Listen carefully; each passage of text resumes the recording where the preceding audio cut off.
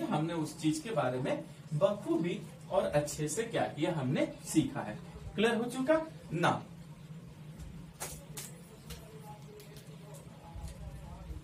अब हम आते हैं भारत की नदियों में। तो याद रखेंगे कि भारत में दो प्रकार की नदी तंत्र है। देखिए ऐसे समझिए, भारत में दो प्रकार के नदी तंत्र हैं, दो प्रकार के की नदियां हैं। हम ऐसे भी कह सकते हैं कि भारत में जो है दो प्रकार की नदियां हैं। क्लियर है। अब ये दो प्रकार की नदियां क्या है भाई, देखिए सबसे पहले यहाँ नदियों के प्रकार में ही कंफ्यूजन होगा, पर यहाँ नदियों के प्रकार नहीं, ये प्रकार कुछ और कहता है। क्या ये दो प्रकार की नदियां हैं? तो पहले को हम कहते हैं उत्तर भारत की नदियां। देख रहे, ये कहने का मतलब यहाँ था बच्चे कि रिवर्स ऑफ नॉर्थ इंडिया, उत्तर भारत की नदियां। और दूसरा हमारा क्या है, दूसरा है हमारा दक्षिण भारत की नदियां। दूसरा क्या है, दक्षिण भारत की नदियां। क्लियर हो गया। तो यहाँ पर आपको नदी के प्रकार उसके क्षेत्र से, उसके एरिया से सीखना है। तो आपने देखा कि भारत में दो प्रकार की नदियां हैं। पहले को हमने उत्तर भारत की नदियां कहा और दूसरे को हमने क्या कहा, दक्षिण भारत की नदियां कहा। अब बच्चे ये जो दोनों प्रकार की नदियां हैं, इन नदियों में कुछ अंतर भी है, कुछ अंतर है मतलब के डिफरेंस भी है। तो हमें सबसे पहले इनके अंतर को जानना है कि आखिर उत्तर और दक्षिण भारत की नदियों में क्या अंतर है। क्योंकि बच्चे याद रखिए कि जब आप इनके अंतर को समझ लेंगे, उसके बाद जब आप नदी सिस्टम को पढ़ेंगे, तब आपको किसी तरीके की कोई भी परेशानी नहीं होगी। तो पहले हम क्या करेंगे, उत्तर भारत की नदी और दक्षिण भारत की नदियों के अंतर को सीखेंगे। क्लियर हो गया। तो चलिए मैं यहाँ से आपको अंतर बताना अब शुरू करता हूँ। ठीक है, यहाँ मैं पॉइंट बना रहा हूँ और यहाँ से हम अंतर, पहले उत्तर भारत फिर दक्षिण भारत, ऐसे चलेंगे। तो देखिए बच्चे, उत्तर भारत की नदियां, क्लियर है, उत्तर भारत की नदियां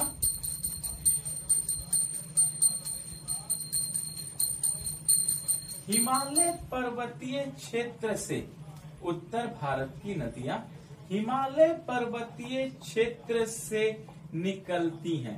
देखिए सबसे पहला और सबसे इम्पोर्टेंट बात ये हो गया हमारे पास कि जो उत्तर भारत की नदियां हैं वो कहां से निकल रही हैं, वो निकल रही हैं हिमालय पर्वतीय क्षेत्र से।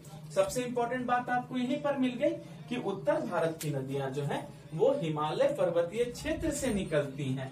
जबकि देखिए यहाँ पर मैं अंतर वाला शब्द यूज कर रहा हूं, जबकि यानी अनलेस, वाइल, जबकि दक्षिण भारत की नदियां, जबकि दक्षिण भारत की नदियां प्रायद्वीपीय पठार से निकलती हैं, प्रायद्वीपीय पठार से निकलती हैं। देखिए सबसे पहले तो हमें यही अंतर को सीखना था। ये सबसे इम्पोर्टेंट बात है कि हमने ये देखा कि जो उत्तर भारत की तमाम नदियां हैं, क्लियर है, तो उत्तर भारत की सभी जो नदियां हैं वो हिमालय पर्वतीय क्षेत्र से निकलती हैं। कहां से निकलती हैं वो, हिमालय पर्वतीय क्षेत्र से। लेकिन अगर मैं दक्षिण भारत के नदियों की बात करूं, क्लियर है, तो दक्षिण भारत की नदियां हम कहेंगे कि ये प्रायद्वीपीय पठार से निकलती हैं। क्लियर है। अच्छा, अब यहाँ पर मैं उत्तर भारत की जगह और यहाँ पर दक्षिण भारत की जगह इसके प्रोनाउन का यानी सर्वनाम का प्रयोग करूंगा। ठीक है, चलिए अब देखिए, अब यह फिर हिमालय की नदी की बात, मैं उत्तर भारत की नदी की बात कर रहा हूं। ये नदियां हिमालय के विभिन्न हिमनद यानी कि ग्लेशियर्स, क्लियर है, हिमनद ग्लेशियर्स से निकलती हैं, ग्लेशियर्स से निकलती हैं। क्लियर है। एकदम आसान भाषा में समझते चलिए बच्चे कि जो उत्तर भारत की, देखिए यहाँ उत्तर भारत और दक्षिण भारत के लिए मैंने ये शब्द प्रयोग किया है। तो ये नदियां जो है हिमालय के विभिन्न हिमनद से, यानी वहां पर जितने ग्लेशियर्स हैं उन ग्लेशियर से ही क्या निकल रही हैं, ये नदियां निकल रही हैं। पूरी बात आपको समझ में आ चुकी है। ठीक है, अब यहीं पर फिर मैंने क्या किया, जबकि लगा दिया और जबकि किसके लिए आ गई, अब मैं दक्षिण भारत के लिए आ गया। क्लियर है? जबकि ये नदियां मतलब दक्षिण भारत की नदियां, ठीक है, तो मैं याद रखेंगे जबकि ये नदियां, ये अब मैं दक्षिण भारत के लिए लिख रहा हूं, जबकि ये नदियां जो हैं वर्षा के जल से निर्मित हैं, वर्षा के जल से निर्मित हैं। क्लियर हो गया? यानी हमने ये देखा कि जो हिमालय की नदियां हैं यानी उत्तर भारत की जो नदियां हैं वो ग्लेशियर से निकलती है, जबकि ये नदियां कहां से निकल रही हैं, ये वर्षा के जल से निर्मित है, बारिश के वक्त ही जो है इसमें जल आता है। क्लियर हो गया? ठीक है। फिर देखिए तीसरा अंतर क्या है कि ये नदियां यानी उत्तर भारत की नदियां, क्लियर है, ये नदियां सदाबहार या नित्यवाही या सदा नीरा, देखिए समझिए बच्चे, ये नदियां सदाबहार, नित्यवाही या सदा नीरा या वर्ष भर बहने वाली हैं, वर्ष भर बहने वाली हैं। क्लियर है? देखिए इसको समझिए, ये सारे शब्द आपसे पूछे जा चुके हैं, बहुत शुद्ध शब्द नहीं है, देख रहे हैं प्योर हिंदी है, और ये यही शब्द वो लिख देंगे, यही वर्ड लिखेंगे, तो आप घबराना नहीं है कि ये नदियां क्या है, एवरग्रीन। देखिए सदाबहार का मतलब क्या है, एवरग्रीन। नित्यवाही, बच्चे नित्य का मतलब होता है रोज, और वाही का मतलब बहने वाली, यानी रोज बहने वाली। और सदा नीरा, देखिए सदा का मतलब है हमेशा, और नीरा का मतलब है जल, वाटर, यानी जिसमें हमेशा वाटर हो, और ये वर्ष भर क्या है, बहने वाली है। तो याद रखना है आपको कि उत्तर भारत की नदियां सदाबहार हैं, नित्यवाही हैं, सदा नीरा हैं और वर्ष भर बहने वाली हैं। क्लियर हो चुका? जबकि अब देखिए यहीं पर हम तुरंत दक्षिण भारत की नदियों पर आते हैं। जबकि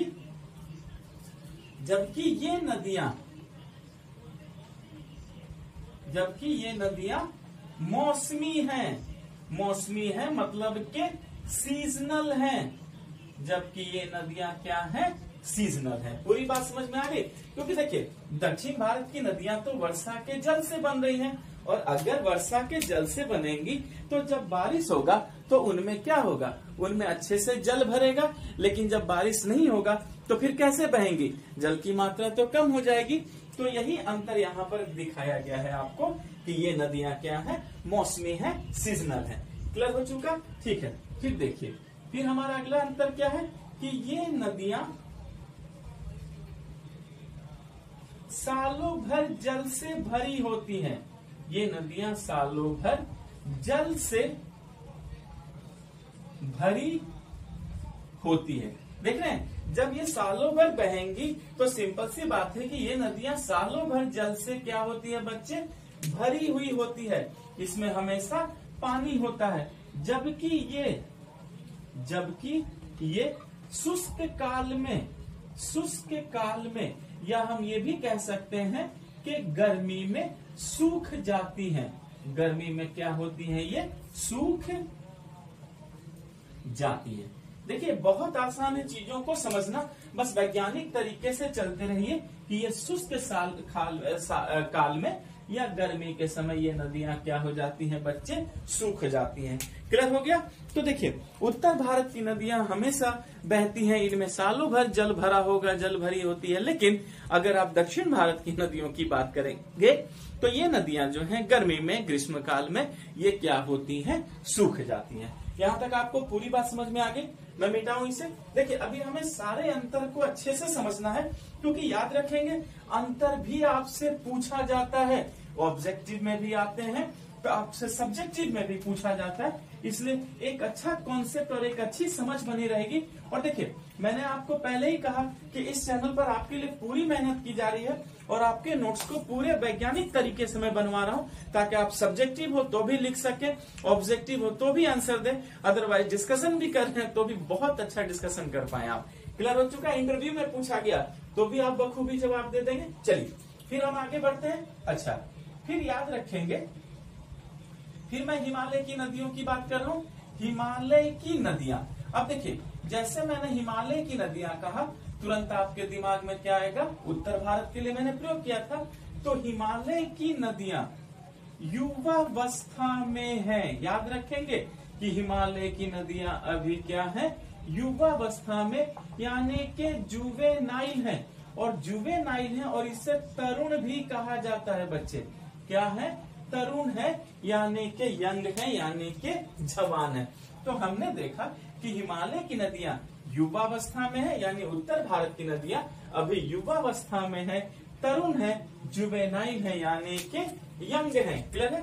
जबकि अब देखिए यहीं पर तुरंत अंतर ले आते हैं। जबकि दक्षिण भारत की नदियां, जबकि दक्षिण भारत की नदियां प्रौढ़, देखिए प्रौढ़ का मतलब होता है मैच्योर। जबकि दक्षिण भारत की नदियां प्रौढ़ एवं वृद्ध हैं, प्रौढ़ एवं वृद्ध हैं, यानी के ओल्ड हैं। क्यों?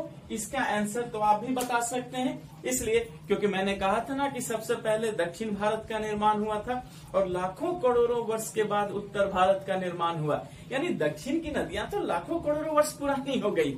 इसीलिए दक्षिण भारत की जो नदियां हैं बच्चे, हम उन्हें क्या कहते हैं? हम उन्हें प्रौढ़ कहते हैं, मैच्योर कहते हैं, या वृद्धावस्था कहते हैं, यानी कि बूढ़ा कहते हैं। क्लियर है? ठीक है।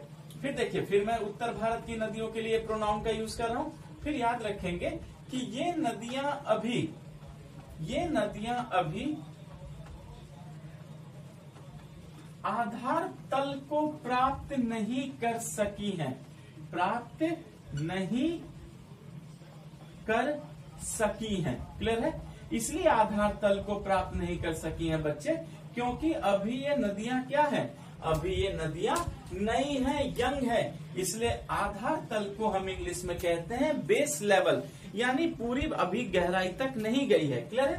तो याद रखना है कि उत्तर भारत की नदियां अभी आधार तल यानी बेस लेवल को प्राप्त नहीं कर सकी हैं, जबकि दक्षिण भारत की जबकि ये नदियां, क्लियर है?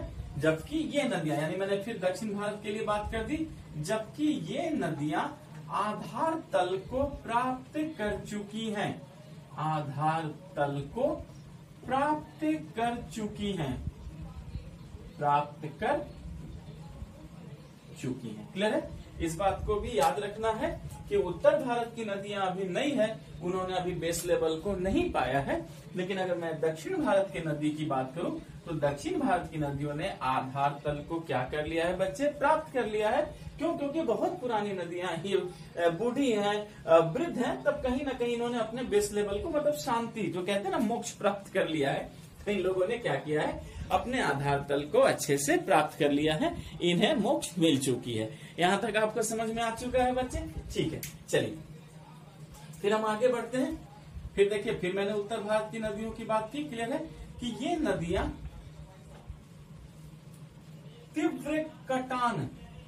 तीव्र अपर्दन करती हैं। तीव्र अपर्दन मतलब है फास्ट इरोजन। क्लियर है? क्योंकि युवावस्था है, तेज ढाल से बहती हैं, पूरे पर्वत को काटती हैं। तो ये नदियां क्या है? तीव्र अपर्दन करती हैं। क्लियर है? जबकि ये नदियां नहीं करती, ये सामान्य अपर्दन करती हैं, सिंपल अपर्दन करती हैं, ये ज्यादा तीव्र अपर्दन नहीं करती। क्लियर है? तो उत्तर भारत की नदियां बहुत ही तेज कटाव करती हैं, जबकि ये नदियां ज्यादा तेज कटाव नहीं करती। ये जो नदियां हैं बच्चे, ये क्या करती हैं? ये सामान्य कटाव करती हैं। क्लियर हो चुका है आपको? ठीक है, चलिए फिर हम आगे बढ़ते हैं।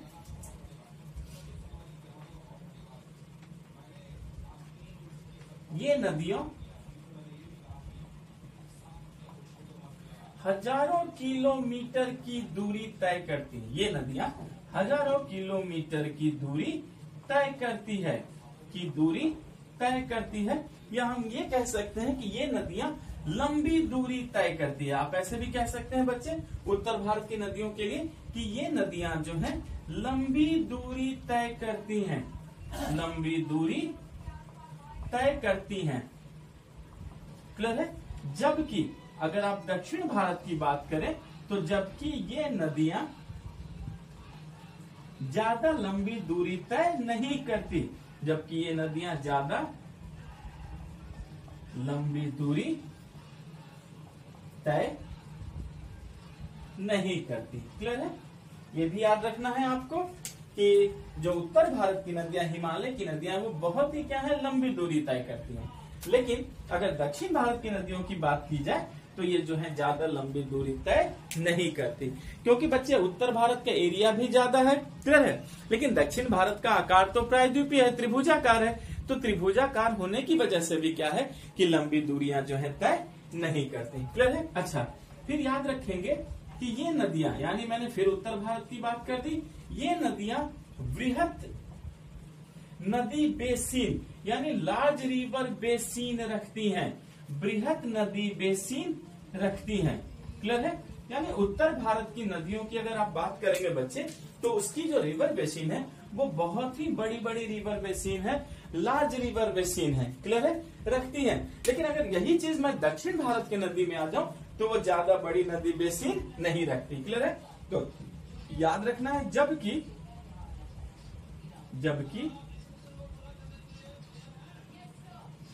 ये नदियां नहीं रखती। क्लियर है। इनकी जो है ज्यादा बड़ी भी नदी घाटी नहीं है, ज्यादा बड़ी बच्चे रिवर बेसिन नहीं है। क्लियर हो चुका है। तो इसको भी याद रखना है आपको, ये बहुत बड़ी बड़ी नदी बेसिन रखती हैं, पर ये नदियां जो है ज्यादा बड़ी नदी बेसिन नहीं रखती। क्लियर है। मैं मिटाऊं इसे, आप सीख चुके हैं। ठीक, चलिए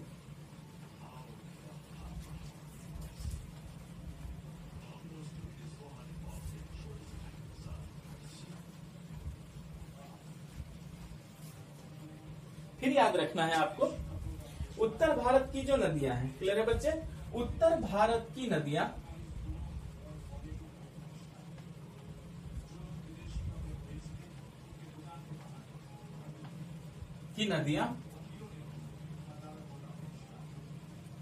तीव्र बाढ़ लाती हैं। तीव्र बाढ़ यानी कि इंटेंसिफाई फ्लड, तीव्र बाढ़ लाती हैं। जबकि ये नदियां नहीं लाती, यानी दक्षिण भारत की नदियां, ये नदियां तीव्र बाढ़ नहीं लाती। देखिए बाढ़ लाती हैं पर ज्यादा तीव्र बाढ़ जो है नहीं लाती, यानी हिमालय की नदी की तरह जो है तीव्र बाढ़ नहीं लाती। क्लियर हो गया। तो हमें याद रखना है कि उत्तर भारत की नदियां भी तीव्र बाढ़ लाती हैं, जबकि अगर दक्षिण भारत की नदियों की बात की जाए तो दक्षिण भारत की नदियां भी बाढ़ तो लाती ही हैं, लेकिन इतनी भी तीव्र बाढ़ नहीं ले आती जैसा तीव्र बाढ़ आपने किसमें देखा है, आपने उत्तर भारत की नदियों में देखा है। क्लियर हो चुका है बच्चे। अच्छा, फिर याद रखना है कि उत्तर भारत की नदी घाटी में अगर हम बात करें, उत्तर भारत की नदी घाटी में, उत्तर भारत की नदी घाटी में सघन जनसंख्या पाई जाती है। सघन जनसंख्या यानी कि डेंस पॉपुलेशन, सघन जनसंख्या डेंस पॉपुलेशन पाई जाती है। क्लियर है। याद रखना है कि उत्तर भारत की अगर आप नदी घाटी में बात करेंगे तो हम देखते हैं कि यहाँ संख्या बहुत ही डेंस पॉपुलेशन पाई जाती है, जबकि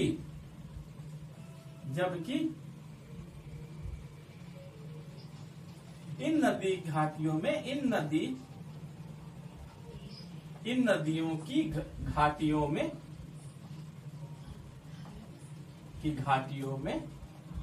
कम जनसंख्या पाई जाती है। मतलब ये तुलना किया बच्चे मैंने, ठीक है, कम जनसंख्या पाई जाती है। क्लियर हो गया। ठीक है। फिर याद रखना है, क्या देखा हमने, कम जनसंख्या पाई जाती है। क्लियर है। ठीक। फिर याद रखना है उत्तर भारत की जो नदियां हैं, ये नदियां बड़े पैमाने पर, ये नदियां बड़े पैमाने पर अवसाद बहाकर लाती हैं। अवसाद का मतलब क्या हो गया बच्चे? सेडिमेंट्स। क्लियर है?